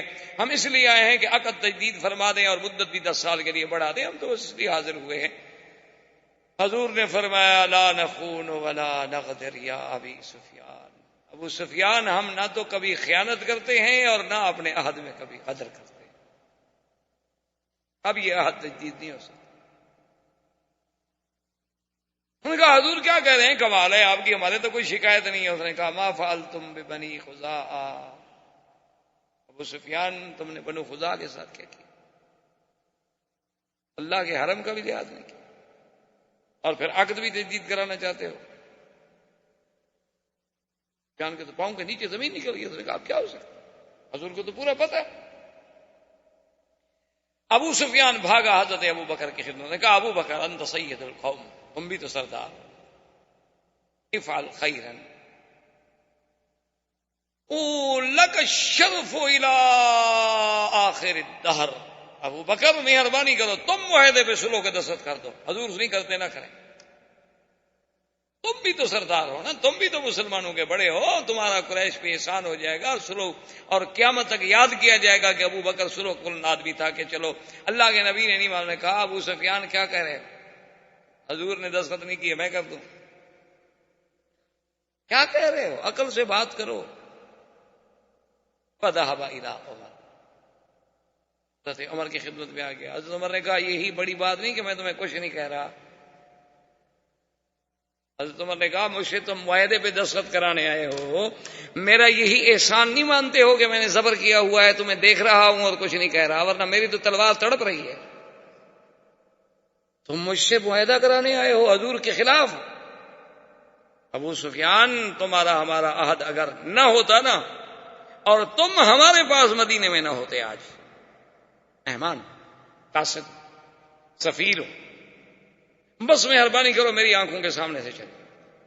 حضرت عثمان کے پاس آئے، حضرت عثمان نے جواب دے دیا. حضرت علی کے پاس آئے، حضرت علی نے جواب دے دیا. ابھی بھی فاطمہ کے پاس چلے گئے. انہوں نے کہا بی بی فاطمہ آپ بھی تو بنت رسول اللہ ہیں، آپ اس معاہدے پہ دستخط کر دیں. انہوں نے کہا انما امرأ یا ابی سفیان، عقل کی بات کرو، میں عورت ہوں، عورتیں کبھی معاہدہ کرتی ہیں. اس نے کہا اچھا یہ چھوٹا جو ہے کون ہے؟ اس نے کہا حسن میرا بیٹا ہے. اس نے کہا چلو یہ دستخط کر دے. اس نے کہا 4 سال کا بچہ ہے حسن. اس نے کہا ایسے ایک لکیر مار دے، میں قریش والوں کو تو کہہ سکوں نا کہ چلو حضور کے بیٹے نے دستخط کر دیا، حضور نے نہ صحیح، حضور کا بیٹا تو ہے نا.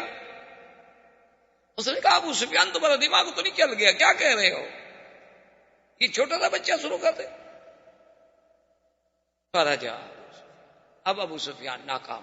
اس نے کہا کہ بس اب میرا جو وہ طریقہ تھا نا، میرا مقصد تو یہ تھا نا کہ اگر کوئی ایک صحابی بھی دستخط کر دیتا تو اب باہر کے قبائل تو نہیں جانتے نا کہ حضور پاک نے دستخط کیے ہیں یا قبیلے نے کسی ابو بکر عمر عثمان نے دستخط کیے. میں تو شور کر دیتا نا کہ صحابہ نے دستخط کر دیے، معاہدہ ہو گیا، اور اس کے بعد معاہدہ توڑ رہے ہیں. بہرحال ابو سفیان واپس آ گیا اور حضور صلی اللہ علیہ وسلم نے سیدہ عائشہ صدیقہ رضی اللہ تعالی عنہا کو حکم دیا کہ تجہزی عائشہ، میرے لیے سامان تیار. حضرت ابو بکر آئے، دیکھا بی بی عائشہ حضور کی زرہیں ہیں، حضور کی تلواریں ہیں، حضور کا سامان صاف کر رہی ہیں، تیار. اس نے کہا الا این یا عائشہ، کیا تیاری ہو رہی ہے؟ اس نے کہا لا عالم یا ابت، حالانکہ اس کو پتا تھا لیکن راز ہے رسول اللہ کا، بیٹی اپنے باپ کو بھی نہیں بتا رہی. کہا اللہ کے نبی کا راز ہے.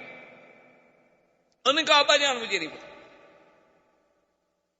حضور صلی اللہ علیہ وسلم نے بڑے بڑے صحابہ کو حکم دیا کہ بھی تیاری کرو، لیکن یہ کسی کو پتا نہیں کہ کہاں جانا. آخر جب لشکر مکمل طور پہ تیار ہو گیا تو 3500 کا لشکر لے کر حضور مدینہ منورہ سے نکلے، اور کسی کو پتا نہیں کہ کہاں جانا، الا بعض روایات میں ہے کہ ابا بکر و عمر، ان 2 کو پتا، باقی کسی بھی اور دیکھیں پھر اس زمانے میں سیرت کردار رسول اور سیرت رسول میں دیکھیں کہ حضور بحیثیت ایک جرنیل، حضور نے حکم دیا کہ جتنے راستے مکے اور مدینے کے جانے والے، جتنے سڑکیں ہیں ظاہر کی، خفیہ، چوری کی، پہاڑوں کے اندر کی، سب پر اپنی سیکورٹی عمر اپنے حراس پہرے دار لگا دو. جو مدینے آنا چاہے اس کو مت روکو، آنے دو، اور جو مدینے سے نکلنا چاہے اور کہیں جانا چاہے اس کو پکڑ لو، اس کو نہ جانے. مقصد یہ تھا کہ جو باہر سے مدینے آ رہا ہے تو آ جائے اپنا کام کرے، لیکن جو مدینے سے نکل رہا ہے وہ کہیں مکے والوں کو جا کے بتا نہ دے کہ لشکر تیار ہو کے آ رہا ہے. سارے راستوں پہ حضور نے پیرے بٹھا دیے، اور اسی اسنا میں حضور پاک نے فرمایا یا علی، حضرت علی حاضر نے فرمایا زبیر بن العوام نے کہا حاضر یا رسول اللہ، انہوں نے فرمایا فاتوا روضۃ خاخ فإن بها ضعینۃ ومعها کتاب، کہ فلاں خفیہ راستے سے روضہ خاخ پہ پہنچو جلدی، وہاں ایک اونٹنی پہ ایک عورت جا رہی ہے، اس کے پاس ایک خط ہے جو مکے والوں کے پاس لے کے جا رہی ہے ہمارے خلاف، اس عورت کو بھی اور خط کو برآمد کر کے پیش کر۔ حضرت علی اور حضرت زبیر بن العوام نے اپنے ساتھی لیے اور گھوڑے دوڑائے اور دوڑ پڑے، اور وہ اونٹنی پہ جا رہی تھی، یہ گھوڑوں کا سفر تھا ماشاءاللہ، اور پھر گھوڑے دوڑانے والا بھی زبیر اور حضرت علی ہو تو گئے تو اسی جگہ روضہ خاک پہ وہ اونٹنی پہ جا رہی ہے، ایک عورت جا کے پکڑا، عقیفی ٹھہر جاؤ۔ یہ عورت بھی طوائف تھی، اناک اس کا نام تھا۔ جیسے بت پرستی بہت پرانی ہے نا، اسی طرح طوائف پرستی بھی بہت پرانی ہے، یہ بھی ابتدا سے ہے۔ تو اس کا نام اناک تھا، اور یہ بظاہر مدینہ منورہ میں آئی تھی مدد لینے کے لیے، حتیٰ کہ حضور کی خدمت میں بھی آ گئی۔ حضور نے فرمایا تم ادھر کیا کر رہی ہو؟ اس نے کہا رسول اللہ قتل رؤساء قریش، بڑے بڑے سردار جو تھے وہ تو بدر میں مارے گئے، اب ہم لوگ بھوکے مر رہے ہیں، کیا کریں، میں مدد کے لیے آئی ہوں، کیونکہ ہم لوگوں کو تو پیسہ سردار ہی دیتے تھے نا، وہ تو مر گئے۔ تو آپ نے کہا، حضرت نے کہا ماں کے کتاب تمہارے پاس ایک خط ہے؟ اس نے کہا لیس معی کتاب، میرے پاس کوئی خط نہیں۔ آپ نے فرمایا لا ماں کی کتاب، انہوں نے کہا میرے پاس کوئی خط نہیں۔ ہم نے کہا فتش، سامان کھولو، سامان کھولا، سارا سامان تلاش کیا، ایک ایک چیز ڈھونڈ نکالی، خط کوئی نہیں۔ زبیر بن العوام نے کہا کہ حضرت علی اگر خط ہوتا تو کہاں ہوتا، بھی ہم نے اونٹ کی پلان تک دیکھ لی ہے، اس کی گٹھڑیاں دیکھ لی، سامان دیکھ لیا۔ حضرت علی نے کہا کیا کہہ رہے ہو؟ ماں کسی پر رسول، سرکار دو جہاں کو جبریل نے جھوٹ نہیں بولا، وما کذبنا رسول اللہ، اور نہ اللہ کے نبی نے ہم سے جھوٹ بولا، اس کے پاس خط ہے۔ اس نے کہا علی واللہ لیس معی کتاب، میرے پاس کوئی خط نہیں، ایسے بلا وجہ آپ مجھ پر تشدد۔ حضرت علی نے فرمایا کہ بات سنو اناک، فخرج الکتاب واللہ لاجردنکی، اگر تم نے کتاب نہ دیا، وہ خط میرے حوالے نہ کیا، میں تمہارے کپڑے اتار دوں، پھر تلاشی کرو۔ اب ڈر اس نے کہا فاعرضا، اچھا، اس نے کہا بھی تم سارے ادھر منہ پھیرو، آخر میں عورت ہوں۔ دیکھو اس وقت کی طوائف کو بھی شرم ہے کہ کوئی مرد مجھے نہ دیکھے۔ آج کا فیصلہ آپ خود کر لیں۔ تو سب نے ادھر منہ پھیر لیا، اس نے بال کھولے، بالوں کے اندر خط چھپایا ہوا تھا، اس کے بال تھے بہت بڑے، تو بالوں کو لپیٹ کے خط اندر رکھ کے ایسے موڑا بنا کے اوپر مچان بنا کے اوپر دوپٹہ ڈالا ہوا تھا اس نے۔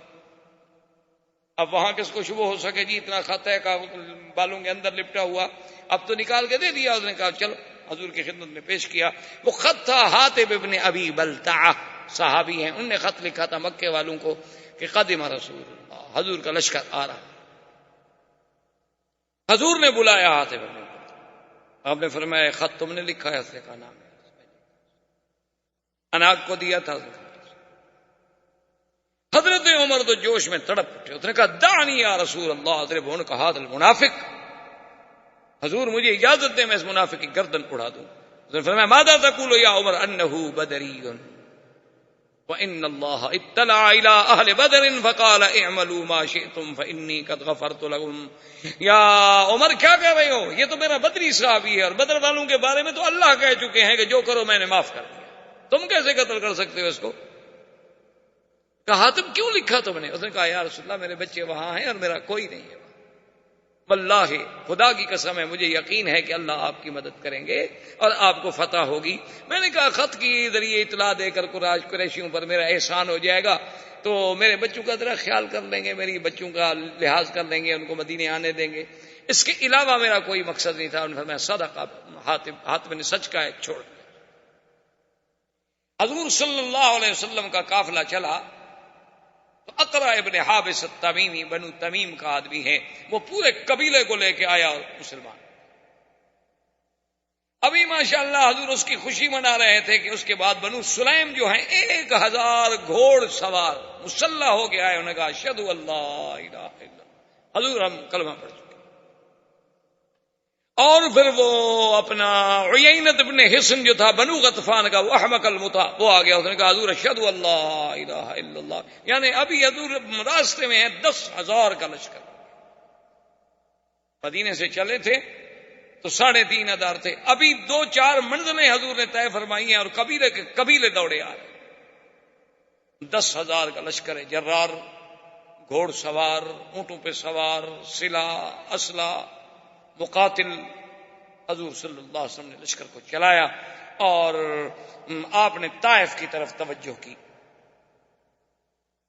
کیونکہ مدینے سے راستہ جو ہے وہ اسی طرح آتا ہے، مکہ بھی آ جائیں، طائف بھی چلے جائیں، تو قافلے کو اس طرف چلایا کہ لوگ سمجھیں کہ طائف جا رہے ہیں.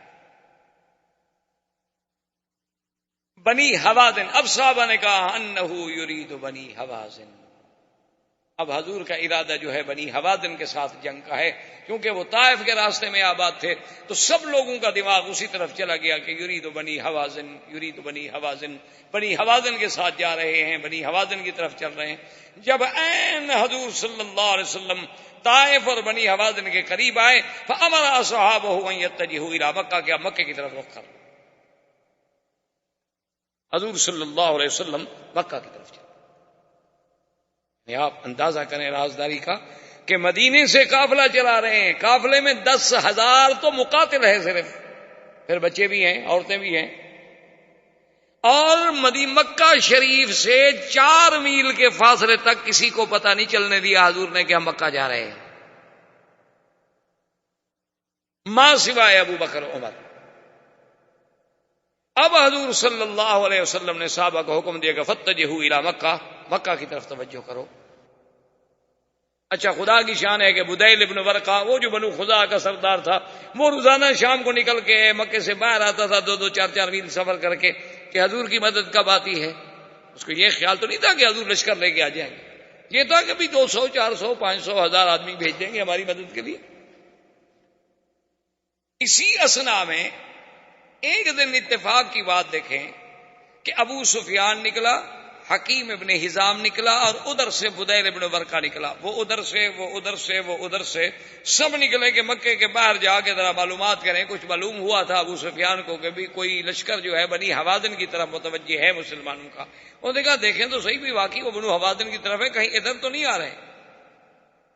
تو یہ جب تینوں نکلے تو رات کا وقت تھا اور آگے تو آگ ہے، کھانے پک رہے ہیں، آگ جل رہی ہے. اب 10,000 آدمی آگ جلا رہا ہو تو کتنی جگہ پہ آگ ہوگی. ابو سفیان کھڑا ہو گیا، بدیل ابن ورقہ آیا، اس نے کہا بدیل من ہؤلاء، یہ کون ہے؟ اس نے کہا واللہ اللہ جانتا ہے، بنو حوازن، یمکن ہے بنو حوازن ہوں. کہا بنو حوازن کا کیا کام؟ اور بنو حوازن اتنے تو نہیں ہیں کہ اتنا بڑا لشکر ہو. من ہم، اس نے کہا اچھا ہو سکتا ہے بنی خزاعہ میرا قبیلہ ہو، بنو بکر کے خلاف لڑنے کے لیے تیار. سے کہا انا عارف بنو خزاعہ، میں جانتا ہوں تمہارے قبیلے کو، اتنے لوگ ہیں اس میں، یہ کون ہے؟ اس نے کہا مجھے پتہ نہیں، میں تو خود دیکھ کہہ رہا ہوں. نے کہا نہیں تمہیں پتہ ہے، تم اس وقت کیوں نکلے ہو اسی راستے پر؟ انہوں نے کہا تو تم کیوں نکلے ہو؟ اس نے کہا ابو سفیان تو مکے کے سردار ہو، تو میں بھی بنو خزاعہ کا سردار ہوں، تم کیوں نکلے ہو اس وقت؟ حکیم ابن حزام کیوں نکلا ہے اس وقت؟ جیسے تم نکلے ہو ویسے میں نکلا ہوں. یہ کیا بات ہوئی کہ مجھے پتا ہے؟ چلو چلتے ہیں وہاں لشکر کی طرف، وہاں جا کے پوچھتے ہیں کہ کون ہے. اس نے کہا اچھا آپ ہمیں والے جانا چاہتے ہو، ہم سمجھ گئے کہ یہ مسلمان ہیں، تمہاری مدد کے لیے آئے. اس نے کہا نہیں مجھے نہیں پتا، مسلمان ہے نہیں ہے، چلنا ہے تو چلو ہم چلتے ہیں تھوڑا سا. اب وہ کہاں جائیں؟ لیکن ابو سفیان ڈر گیا. اس نے کہا اتنا بڑا لشکر. اور خدا کی شان دیکھیں جی، عباس ابن عبد المطلب عم رسول اللہ صلی اللہ علیہ وسلم کے چچا اور محبوب چچا، خدا کی قدرت ہے وہ انتظار میں تھے. اسلام ان کے دل میں پہلے داخل ہو چکا تھا. انہیں پتہ چلا کہ مسلمانوں کا لشکر آ گیا ہے. وہ جناب رات کو نکلے اور سیدھے کیمپ میں جب آئے پوچھا کون؟ نے کہا مسلمان. نے کہا این رسول اللہ، حضور کہاں ہیں؟ اچھا حراس میں جو تھے، یعنی جو جسے آپ کہتے ہیں سیکورٹی، تو اس پہ حضرت عمر تھے. حضرت عمر نے عباس کا آواز پہچانا، کہا عباس، عباس ہو تم؟ اس نے کہا عمر زیادہ بات نہ کرو، دلنی الی رسول اللہ. اس نے کہا میں تمہیں حضور کا خیمہ بتاؤں، میں آ رہا ہوں تیرے پاس، میں ابھی بدلہ لیتا ہوں. نے کہا اشہد ان لا الہ الا اللہ، میں تو مسلمان ہو چکا ہوں خدا کے بندے. حضور نے جب آواز سنی کہا عباس، عباس میرا چچا. اتنے میں عباس پہنچے، انہوں نے کہا اشہد اللہ الہ الا اللہ واشہد ان محمد رسول اللہ. ففرح رسول اللہ فکبر فقال اللہ اکبر اللہ اکبر. حضور نے فرمایا کہ اے مسلمانوں، اس سے بڑی خوشی میرے لیے کیا ہو سکتی ہے کہ آج مکے میں سے میرا چاچا مسلمان. یہ سب سے بڑی تمہارے لیے سعادت ہے. عباس نے کہا حضور میں تو کلمہ پڑھ لیا، میں تو مسلمان ہو گیا، لیکن ایک بات کروں، ناراض تو نہیں ہوں گے آپ؟ حضور نے فرمایا تو میرے چاچا ہو، جو بھی بات کرو، کیوں میں ناراض کیوں ہوں گا، بات کرو. اس نے کہا حضور اتنے بڑے لشکر سے اگر قریش پہ حملہ ہوا نا تو تمہاری قوم کا ایک بچہ بھی نہیں بچے، تمہارا مقابلہ نہیں کر سکتے. وہ دن ختم ہو گئے. یہ 10,000 کا لشکر جرار ہے، اس کا کون مقابلہ؟ تو حضور نے فرمایا عباس تم نے دیکھا نہیں انہوں نے کیا غدر کیا؟ اس نے کہا حضور انہوں نے تو جو غدر کیا، میں کہتا ہوں اب بھی ان کو معافی دے، ورنہ پھر قریش کا تو کوئی بچہ بھی نہیں بچے. حضور نے فرمایا عباس تم تو مسلمان ہو گئے، قریش تو مجھ سے معافی نہیں مانگ رہے نا کہ میں معافی دوں. انہوں نے کہا حضور پھر مجھے اجازت دیں، میں جانے دیں ابو سفیان سے جا کے بات کرتا ہوں، ورنہ قریش نہیں بچیں گے، ایک بچہ بھی نہیں بچے گا مکے میں. اتنے لشکر نے جب حملہ کر دیا تو ایک بچہ بھی نہیں بچا، کیونکہ بنو سلیم ہیں، بنو غطفان ہیں، اور پھر وہ بنو خزاع ہیں جن کے 23 آدمی مرے ہوئے تھے، بنو تمیم ہیں، اور مہاجرین و انصار ہیں. حضور ان کے دلوں میں تو وہ کفار قریش کے خلاف جو لاوا ہے پک رہا ہے، کون بچے گا؟ مہربانی کرو ورنہ مکے میں قتل عام ہو جائے. حضور نے فرمایا اچھا. اس نے کہا حضور ایسا کریں کہ مجھے کوئی نشانی بھی دیں. فآتا ہو بغلتہ، حضور نے اپنا بغلہ دیا کہ میرے خچر پہ بیٹھ کے جاؤ. تو حضرت عباس حضور کے خچر پہ مکہ کی طرف روانہ ہوئے. وآخر دعوانا الحمدللہ رب العالمین. برادران اسلام، واجب الاحترام بزرگوں، دوستوں، بھائیوں، عزیز نوجوانوں، اس سلسلہ درس میں دروس سیرت پاک صلی اللہ علیہ وسلم کے ضمن میں اللہ تبارک و تعالی کی توفیق اور عنایت سے ہم نے ولادت طیبہ سے لے کر اہم جو واقعات تھے، ورنہ جہاں تک حضور صلی اللہ علیہ وسلم کی سیرت طیبہ کا تعلق ہے تو اگر ساری دنیا بھی سیرت بیان کرنی شروع کر دے تو ساری دنیا کی زبانیں گنگ ہو جائیں گی، لیکن حضور صلی اللہ علیہ وسلم کی سیرت تو مکمل نہیں ہوگی، کیونکہ حضور کی سیرت تو قرآن ہے، اور قرآن کے بارے میں ہے کہ لا ينقضی عجائبہ، کہ جس کے عجائب کبھی ختم ہی نہیں ہوں گے قیامت تک. تو حضور کی سیرت کا پہلو کب ختم ہو سکتا؟ یہ تو صرف یہ بات ہوتی ہے کہ ہم کچھ دروس، کچھ اہم واقعات صلی اللہ علیہ وسلم کے چن کر اپنے اپنے علمی بساط کے مطابق مسلمانوں کے سامنے رکھیں کہ شاید ان کی زندگی کسی ایک گوشے سے بھی منور ہو جائے، شاید ان کو راہبری مل جائے، بھٹکے ہوں کو راستہ مل جائے، بھولے ہوں کو بات یاد آ جائے. تو اس ضمن میں ہم پہنچے تھے حضور صلی اللہ علیہ وسلم جب مکہ کے لیے فتح مکہ کے موقع پر تشریف لائے تو یہ حضور صلی اللہ علیہ وسلم کی قیادت کا یعنی آپ اندازہ فرمائیں کہ اتنا عظیم کارنامہ تھا کہ حضور صلی اللہ علیہ وسلم جب کوئی سفر فرماتے تھے تو کبھی اپنے اصحاب کو بھی خبر نہیں دیتے تھے کہ ہم نے کہاں سفر کرنا ہے، کہاں جانا ہے، اور ہمارا منزل مقصود جو ہے، ٹارگٹ جو ہے وہ کیا ہے. بلکہ ہمیشہ حضور صلی اللہ علیہ وسلم اپنے صحابہ کو عمومی بات کہتے تھے جس سے کوئی اندازہ قائم نہ کر سکے. یعنی آپ آج دیکھیں کہ 1400 سال کے بعد آج ہم دنیا آپ سمجھتے ہیں کہ کتنی ترقی کر چکی ہے. اب تو پوری دنیا جو ہے یعنی جسے کہا جاتا ہے جی کوئی گلوبل ولیج بن چکی ہے. تو اس میں بھی یعنی ہم حیران ہوتے ہیں کہ ابھی 2 سال پہلے کی بات ہے کہ میں سفر میں تھا، تو وہاں کی حکومت نے، بہرحال اللہ نے جزائے خیر عطا فرمایا، میرا مقصد تو نہیں تھا، نہ مجھے پتا تھا، نہ میری خواہش تھی، نہ تمنا تھی، نہ مجھے علم تھا، تو گورنمنٹ نے کوئی سیکورٹی کا انتظام کیا، اسکواڈ یہ وہ کبھی حفاظت رہے، حالات ٹھیک نہیں ہے۔ تو اتفاق سے وہ جو سیکورٹی کا انچارج تھا ایس پی، وہ میرے جاننے والوں میں تھا، تو وہ مجھے ملنے کے لیے آیا صبح۔ انہوں نے کہا کہ جی ہمیں تو ایک فائدہ ہو رہا ہے آپ کی سیکورٹی سے کہ ہم جلسے سن رہے ہیں، تقریریں سن رہے ہیں، ہمارا تو بھلا ہو رہا ہے، آپ تو تنگ ہیں کہ آپ کی آزادی میں خلل ہے۔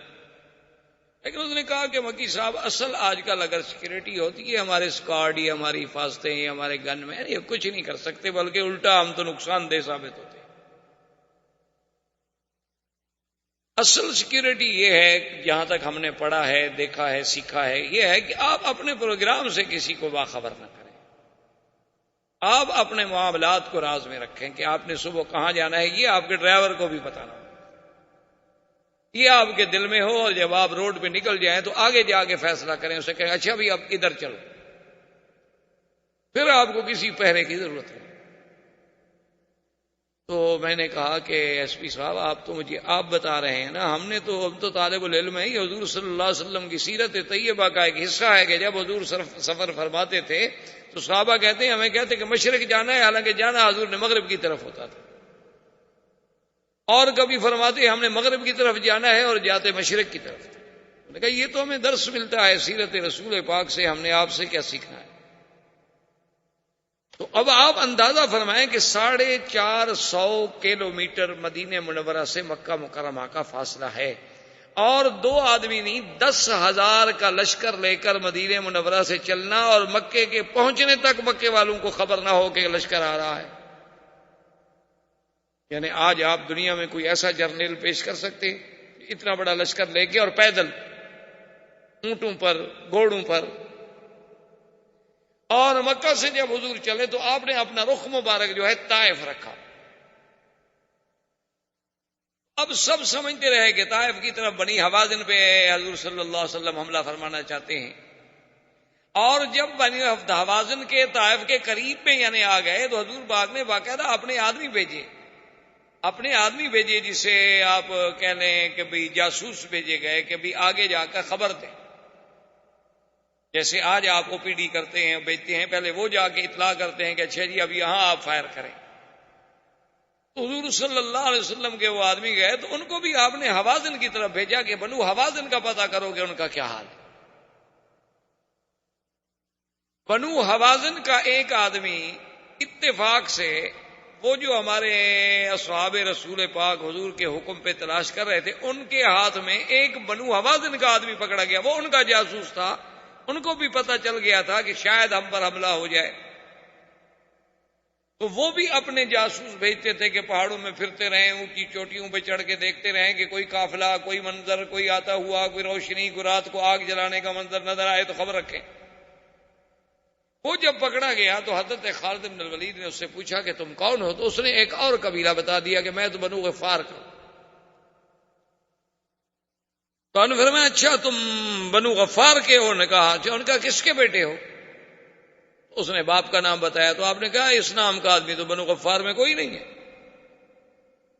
اچھا تمہارا بنو غفار کی کس گلی میں گھر ہے؟ اب وہ بیچارہ بنو غفار کا تو گھر جانتا ہی نہیں تھا، تو بتایا کیسے؟ اور فرمایا میں جانتا ہوں تم حوازن کے جاسوس ہو، سیدھی بات کرو، کیا بات ہے؟ تو اس سے بھی حضرت خالد کو بڑے معلومات حاصل ہوئے، پتہ چلا کہ بنو حوازن بھی پوری طرح تیاریوں میں لگے ہوئے۔ تو اب حضور صلی اللہ علیہ وسلم بالکل عین جب طائف کے رخ پہ آ گئے، جیسے وادی تیمہ ہے تو اس کے رخ پہ آ گئے، تو وہاں سے آپ نے حکم دیا کہ مکہ سب لشکر جو ہے مکے کی طرف رجوع کرے، ہم نے طائف نہیں جانا ہے۔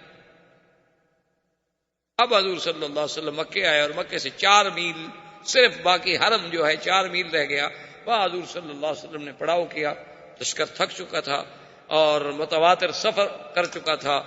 اور اتفاق کی بات یہ ہے کہ بدیل ابن ورقہ جو بنو خزاعہ کا سردار تھا، جو مدینہ منورہ گیا تھا حضور صلی اللہ علیہ وسلم سے مدد مانگنے کے لیے کہ حضور ہمارے ساتھ بنی بکر نے زیادتی کی ہے، ہم آپ کے حلیف ہیں، ہماری مدد کریں، اور پہلے انہوں نے سالم ابن عوف کو بھیجا تھا جس کے ساتھ حضور نے وعدہ کیا تھا کہ نصرت یا سالم۔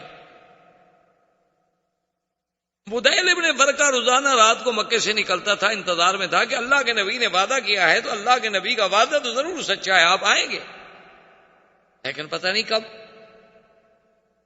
اتفاق کی بات یہ ہے کہ ایک رات بدیل ابن ورقہ بھی نکلے، ادھر ابو سفیان جو مکے کا سردار تھا وہ بھی نکلا، اور حارث ابن ہشام بھی نکلا، یہ تینوں جو ہے نا اتفاق سے نکلے تو اپنے اپنے گھر سے، لیکن راستے میں اکٹھے ہو۔ ابو سفیان نے پوچھا بدیل ابن ورقہ سے کہ کیسے چلے ہو، کہاں چلے ہو؟ تو بدیل ابن ورقہ نے کہا تمہیں پتا ہے کہ میرے قبیلے کے لوگ مارے گئے، بنو بکر نے حملہ کیا، تمہیں پتا ہے اللہ کے حرم میں میرے 23 جوان مارے جا چکے ہیں، ہم تو اب رات کو اپنی اپنی قوم کو دیکھنے کے لیے نکلتے ہیں۔ یکدم جب روشنیوں پہ نظر پڑی تو اس نے کہا کہ ما ہاؤلا من ہاؤلا، یہ کیا ہے؟ تو بدیل ابن ورقہ نے کہا ہو سکتا ہے میرے قبیلے کے لوگ ہوں، بنو خزاع ہوں۔ اس نے کہا نہیں، بنو خزاع کو میں جانتا ہوں، ان کا اتنا عدد نہیں ہے، ہاؤلا اکثر، یہ تو زیادہ ہے۔ اس نے کہا اچھا یہ بھی ہو سکتا ہے کہ بھائی یہ جو ہے بنو سلیم۔ انہوں نے کہا نہیں نہیں، وہی نہیں۔ انہوں نے کہا پھر یہ کون ہے؟ حارث ابن ہشام نے کہا ابو سفیان معلوم یہ ہوتا ہے کہ ھذا محمد الرسول، یہ مسلمانوں کا لشکر۔ اس نے کہا کیسے ہو سکتا ہے؟ اس نے کہا کیسے ہو سکتا ہے، بہرحال اب تو ہو گیا۔ بہرحال حضور صلی اللہ علیہ وسلم تشریف فرما تھے، فقدم عباس ابن عبد المطلب، حضرت عباس آئے اور آگے حضور سے ملے، اور آتے ہوئے اشہد اللہ الہ الا اللہ واشہد ان محمد الرسول اللہ۔ حضور نے فرمایا میرے صحابہ خدا جانتا ہے کہ پتہ نہیں فتح مکہ کی مجھے زیادہ خوشی ہوگی یا عباس کے اسلام کی زیادہ خوشی، کہ عباس تو حضور کے چچا تھے، اب وہ رسول اللہ صلی اللہ علیہ وسلم، عبد المطلب کا بیٹا۔ حضرت عباس جب اسلام لے آئے تو اب حضرت عباس بھی سردار تھے، عبد المطلب کے بیٹے تھے، آخر ان کا ابو سفیان سے سب سے رشتہ داری تھی۔ اس نے جب دیکھا کہ لشکر کا یہ عالم ہے کہ 10,000 لشکر، اور جس میں ماشاءاللہ یعنی کم 2,000 جو ہے وہ گھوڑ سوار ہے فقط بنو سلیم کا، تو عبد المطلب عباس نے اندازہ لگا، اس نے کہا کہ بھئی اگر یہ لشکر عنوتن یعنی قوت اور زور سے لڑائی سے مکے میں داخل ہوتا ہے تو پھر قریش کا کوئی بچہ بھی نہیں بچ سکتا۔ اس نے کہا کہ میں کوئی حل سوچوں۔ اس نے کہا حضور اچھا الحمدللہ میں مسلمان ہو گیا، مجھے اجازت ہے میں ذرا ابو سفیان سے بات کروں؟ حضور نے فرمایا ہاں بالکل بات کروں۔ عباس ابن عبد المطلب دوڑے اور سیدھے ابو سفیان کے پاس، نے کہا ابو سفیان حال علم تھا، پتہ لگا ہے تمہیں کیا ہو گیا؟ اس نے کہا ہاں میں نے رات دیکھا ہے بڑا لشکر ہے۔ اس نے کہا بڑا لشکر نہیں، 10,000 مقاتل ہیں فقط، 10,000 آدمی صرف وہ ہیں جنہوں نے جنگ لڑنی ہے، اور اندازہ کرو کہ 10,000 جو آدمی صرف فوج لے آ سکتا ہے تو پیچھے بھی تو آخر مسلمان ہیں نا۔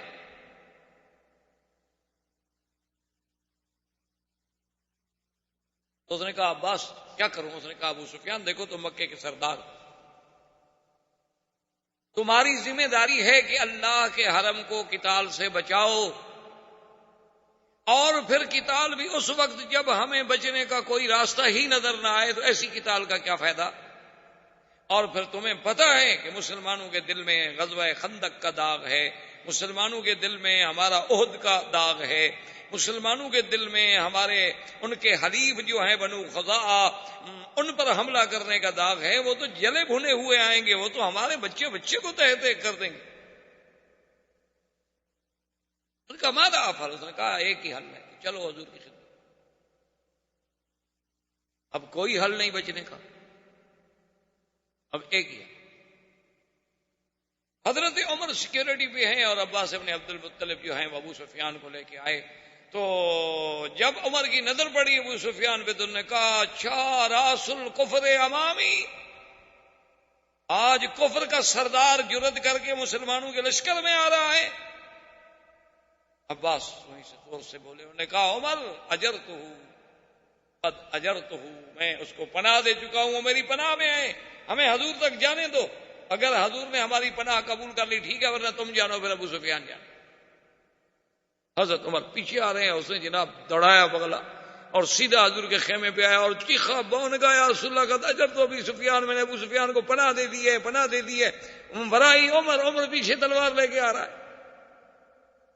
حضور نے فرمایا کہ عباس جس کو تم امان دے چکے ہو اس کو ہماری بھی امان. عباس جس کو امان دے دے اس کی امان میں توڑ سکتا ہوں؟ ابو سفیان آ گیا اور اس نے دیکھا. حضور نے فرمایا ابو سفیان تم ابھی تک سوچ رہے ہو اسلام کے بارے میں؟ اب بھی تمہیں اسلام کی حقانیت کا پتہ نہیں چلا؟ اب بھی تمہیں سمجھ نہیں آئی کہ میں جو کچھ کہتا تھا وہ حق ہے؟ اب بھی تمہیں سمجھ نہیں آیا کہ تم جس کو ایک یتیم مکہ سمجھ کے مکے سے ہجرت پہ مجبور کر رہے تھے، آج اللہ نے اسے کیسے اپنی پوری قوت و طاقت کے ساتھ مکے میں بھیجا ہے؟ تمہیں یاد ہے کہ میں نے کہا تھا لیظہرہ علی الدین کلہ، اللہ میرے دین کو ہر دین پہ غالب کر دیں گے. کیا سوچ رہے؟ تو ابو سفیان نے کہا اشہد ان لا الہ الا اللہ واشہد ان محمد رسول اللہ، حضور میں مسلمان ہوں، میں کلمہ پڑھتا ہوں. لیکن محدثین نے لکھا ہے کہ اس وقت کلمہ تو ابو سفیان نے پڑھ لیا لیکن اسلام پوری طرح دل میں داخل نہیں ہوا. کلمہ تو پڑھ لیا اس نے لیکن خوف سے، ڈر کے. حضرت عباس نے کہا کہ یا رسول اللہ ابو سفیان رئیس القوم، ابو سفیان ایک قوم کا سردار ہے، آپ اس کو کچھ عزت بھی تو دیں نا، وہ اسلام لے آیا ہے تو اس کو بھی تو کوئی شرف بخشے نا، کوئی عزت دیں حضور. آپ نے فرمایا اچھا اعلان کر دے کہ من دخل دار ابی سفیان فلہ امان، جو ابو سفیان کے گھر میں چلا جائے گا ہم اس کو بھی امان دیں. ابو سفیان نے کہا یا رسول اللہ میرا گھر کتنا بڑا ہے کہ سارے قریش اس میں آ جائیں گے؟ آپ نے فرمایا اچھا من دخل المسجد الحرام فلہ امان، جو مسجد الحرام میں چلا جائے اس کو بھی امان. کہا حضور مسجد الحرام کتنی بڑی ہے؟ یہ تو اب بڑی ہو گئی نا، اس وقت تو چھوٹی تھی مسجد. حضور نے فرمایا اچھا من القى السلاح فلہ امان، جو ہتھیار پھینک دے اس کو بھی ہم امان دیں گے. اس نے کہا حضور ایسے بعض آدمی ہتھیار اتفاق سے نہیں بھی پھینک سکتا. تو حضور نے کہا من اغلق بابہ فلہ امان، جو اپنے گھر کا دروازہ اندر سے بند کر کے اپنے گھر میں بیٹھ جائے اس کو بھی امان. اب ابو سفیان خوش ہو گیا کہ چلو میں مسلمان تو ہو گیا لیکن مکے والوں کے لیے میں تو اتنا بڑا امان کا سرٹیفکیٹ لے کے جا رہا ہوں، میں تو اب بھی اپنی قوم کو بچا رہا ہوں.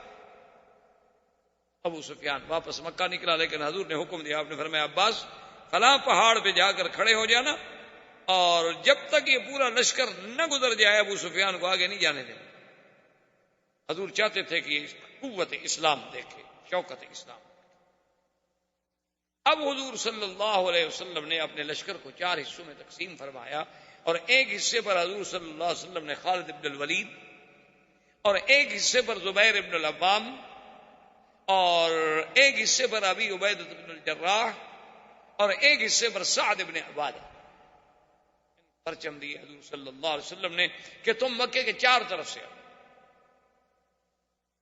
اور جگہ مقرر کی مقام خیف. مقام خیف ہے جبل ہندی کے ساتھ. آج کل جو جبل ہندی کہلاتا ہے نا، اباب عمرہ سے نکلے سامنے والا پہاڑ جو ہے جبل ہندی ہے. شامیہ کے محلے سے ہیں تب بھی جبل ہندی ہے. یہ بہت پرانا جبل ہے کیونکہ لفظ ہند جو ہے نا یہ حضور صلی اللہ علیہ وسلم کے زمانے سے بھی پہلے کا ہے نا ہند. اسی لیے بعض روایات میں کہ آدم علیہ السلام اترے تھے وہاں. اسی لیے بعض روایات میں اب بھی یعنی آپ ہندوستان میں جائیں تو کچھ قبریں ایسی ہیں جن کے بارے میں کہا جاتا ہے کہ نوح علیہ السلام کے بیٹوں کی ہیں. تو بہرحال یہ حمالہ جو ہے اس کا نام بھی بعض لوگ کہتے ہیں کہ جودی پہاڑ ہے جس پہ نوح علیہ السلام کی کشتی آ کے کھڑی ہوئی تھی. تو بہرحال یعنی یہ بات تو محقق ہے نا کہ ہند جو ہے یہ بہت ایک تاریخی مقام ہے، ایک تاریخی ملک ہے جس کی ایک تاریخ ہے.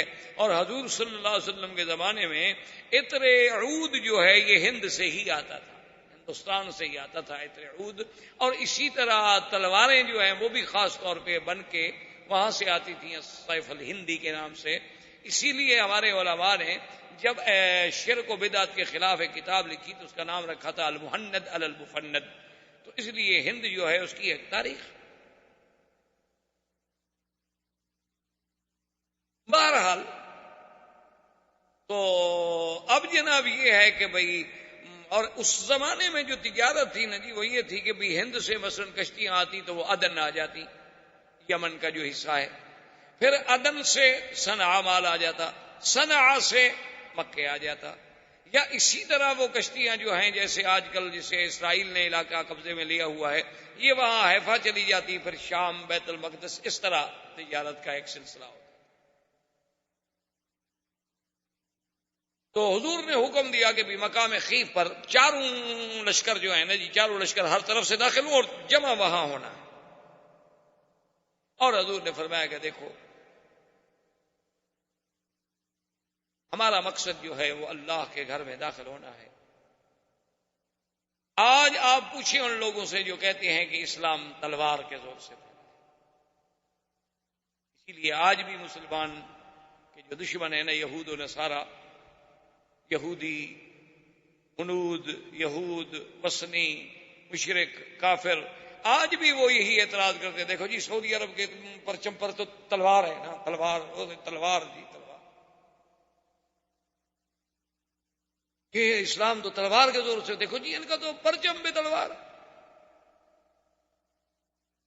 تو یہ بات جو ہے دراصل، اور یہ اعتراض کرتے کون ہیں؟ جنہوں نے قوموں پر ایٹم استعمال کیے۔ یعنی آپ اندازہ کریں یہ کتنی غدار قوم ہے۔ مرغی ذبح کرنے سے تو ان کو رحم آتا ہے کہ جی ایک جانور ہے، اس کو مسلمان بڑے ظالم ہیں جی، چھری سے ایسے ایسے ایسے کرتے ہیں، بس کرن تو ختم ہو جائے یار، یہ بڑا ظلم ہے۔ یعنی مرغی کا تڑپنا تو ان کو ناگوار گزرتا ہے، لیکن کوسووا میں اگر مسلمان تڑپیں، البانوی عورتیں تڑپیں، عصمت دری ہو، کشمیر میں اگر 70,000 آدمی مار دیا جائے تو وہاں تو جی نہیں، ایسا نہیں ہونا چاہیے۔ اور الٹا مسلمان کو کہتے ہیں کہ تم یہاں کیوں آ گئے، تم تو ادھر تھے۔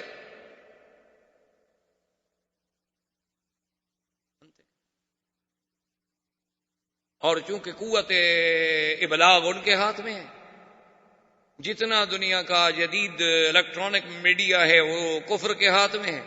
ہم مسلمانوں کے پاس کیا ہے؟ ہمارے پاس یہی ہے کہ شام کو VCR چلا کے کوئی فلم لگا کے بیٹھ گئے، بس دیکھ لی۔ ہمارے پاس یہ ہے، کوئی بہت زیادہ صالح بندہ بن گیا، ولی اللہ بننے لگ گیا تو مولوی مکی کی تقریر سن۔ ہمارا حال تو یہ۔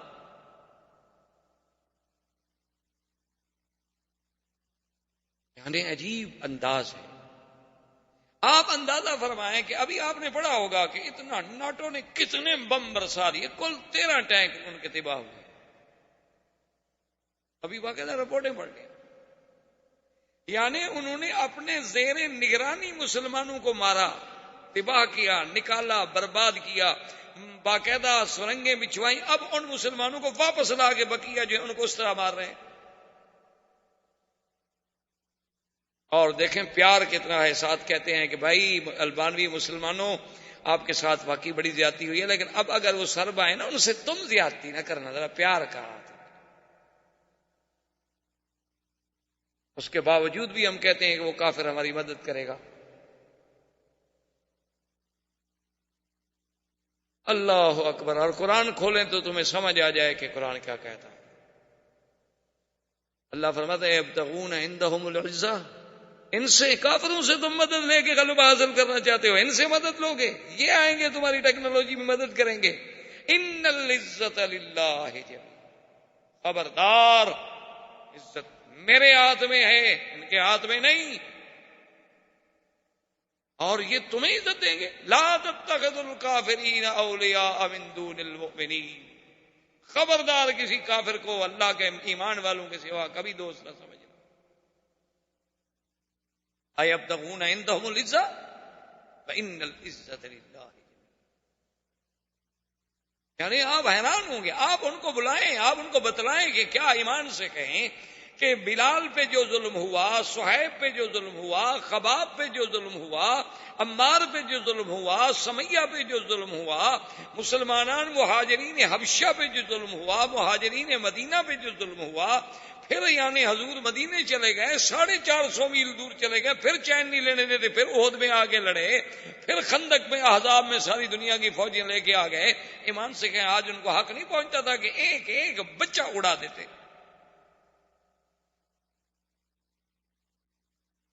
لیکن دیکھیں کہ حضرت سعد حضرت سعد نے جب پرچم ہاتھ میں لیا نا، حضور نے 4 پرچم دیے نا، ایک خالد کو، زبیر بن عوام کو، سعد کو، ابی عبیدہ بن جراح رضی اللہ تعالی عنہم کو، تو حضرت سعد نے ایسے غصے میں ایسے ایک دفعہ پرچم کو یوں ہلایا اور کہا لا قریش بعد اليوم اليوم یوم الملحمہ.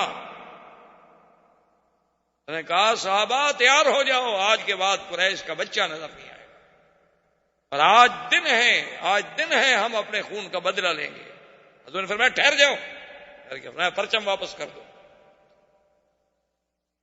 یہ دین تلوار سے پھیلا ہے. حضور نے فرمایا سعد کیا کہہ رہے ہو، الیوم یوم الملحمہ نہیں، الیوم یوم المکرمہ. آج عزت کا دن ہے، تکریم کا دن ہے. الیوم یعز قریش، آج اللہ قریش کو عزت دیں گے، ذلت نہیں. ہم کسی کو ذلت دینے کے لیے تو نہیں آئے، ہم تو عزت دینے کے لیے. واپس کرو پرچم واپس کیا. لیکن دیکھیں حضور صلی اللہ علیہ وسلم کی فراست. آپ جانتے تھے کہ سعد تو انصار کا سردار ہے، اگر اس سے پرچم واپس لے لیا ہے ہم نے تو انصار کے دل پر تو چوٹ لگے گی نا. تو حضور نے فوراً اس کے بیٹے کو بلایا، کیسے اپنے سعد کو پرچم دے. سیاست مدن پر کتنی نظر تھی میرے نبی کی صلی اللہ علیہ وسلم. آج تو آپ دیکھتے ہیں نا، الیکشن کوئی ہار جائے، ایک آدمی مر جائے میں نے، تو پھر جو سمجھدار پارٹی ہوتی ہے اس کے بیٹے کو ٹکٹ دیتی ہے، تاکہ پھر وہ ایشو بن جاتا ہے نا انتخاب میں کہ جناب وہ ان کا تو حق تھا نا جی، اس کا تو حق تھا نا جی، اس کا باپ ہی جناب پہلے ایم تھا نا، اب وہ مر گیا تو یہ تو سیٹ ان کی ہے جناب، اب یتیم سے چھیننا چاہتے ہیں یہ ظالم لوگ. تو سب سے بڑا ایشو وہ ہوتا ہے. یعنی 1400 سال کی ترقی کے بعد آپ یہ باتیں سوچ رہے ہیں، لیکن اللہ کے نبی کی وسعت نظر دیکھیں کہاں. حضور نے وہ پرچم دے دیا اور اس کے بعد حکم دیا اور فرمایا کہ دیکھو خالد، لڑنا نہیں. من القى السلاح فله امان، جو ہتھیار ڈال دے امان. من اغلق بابه فله امان، من دخل دار ابی سفیان فله امان، من دخل المسجد الحرام فله امان. آپ نے فرمایا جو ابو سفیان کے گھر میں داخل ہو امان، مسجد میں داخل ہو امان، ہتھیار پھینک دے امان، اپنے گھر کا دروازہ بند کر دے امان، بوڑھے کو امان، عورت کو امان، بچے کو امان. الا عشرتن، فرمایا صرف 10 آدمی ہیں جن کو امان نہیں ہے، باقی سب کو. اور آپ نے فرمایا صحابہ ولو انہم وجدتم واللکین تحت استار الکعبۃ فاقتلوہم، اگر وہ 10 آدمی کعبۃ اللہ کے خلاف کے نیچے بھی گھس جائیں تو پھر ان کو وہیں بھی قتل کرنا ہے، ان کو پناہ نہیں. ان میں کون تھا؟ ایک اکرمہ ابی جہل کا بیٹا، اور ایک صفوان ابن امیہ، اور ایک عبداللہ ابن سعد ابن ابی السرح، اور ایک ہند زوجت ابی سفیان کی بیوی جس نے حضرت حمزہ کا کلیجہ چبایا تھا. حضور نے فرمایا ان کو نہیں. یہ تو اگر کعبہ شریف کے غلافوں کے نیچے بھی چھپ جائیں ان کو وہی مار دیں. اب سارے قافلے بڑھ رہے ہیں، امان امان امان امان، تو سارے مکے میں امان امان ہو گئے. صرف خالد ابن الولید جو ہیں یہ جس طرف سے آ رہے تھے، اس لڑکا وہ علاقہ شاید ابھی آپ لوگوں نے مکے میں رہتے ہوئے دیکھا ہو، جس کو ابھی آپ شیب عامر کہتے ہیں. جب آپ یعنی غزہ میں جائیں آگے جفالی سے پھر آپ رائٹ پہ جائیں تو شیب عامر سے جب آپ جائیں گے تو آگے علاقہ ہے ملاوی جسے کہتے ہیں.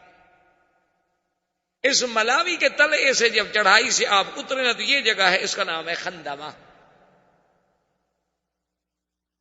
اس جگہ پر جب آئے تو اکرمہ نے کیا کیا کہ 20 25 50 آدمی اکٹھا کر کے وہ اسی علاقے میں کھڑا گیا. اس نے کہا کہ دیکھو جی بات سنو، حضور نے امان دے دی ہے، یا جو کوئی ہم تو لڑیں گے یا قتل ہو جائیں گے، یا کم از کم ہم زندگی میں جاگتے ہوئے نہیں دیکھ سکتے اپنی آنکھوں کے ساتھ کہ اللہ کا نبی مکے میں داخل ہو جائے. چلو زیادہ سے زیادہ مر جائیں گے اور کیا ہم لڑیں.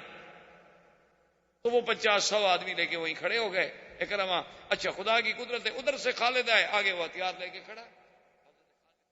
احباب کرام، اس کے بعد اب آپ اس مبارک سلسلے کی CD نمبر 26 سماعت فرمائیں.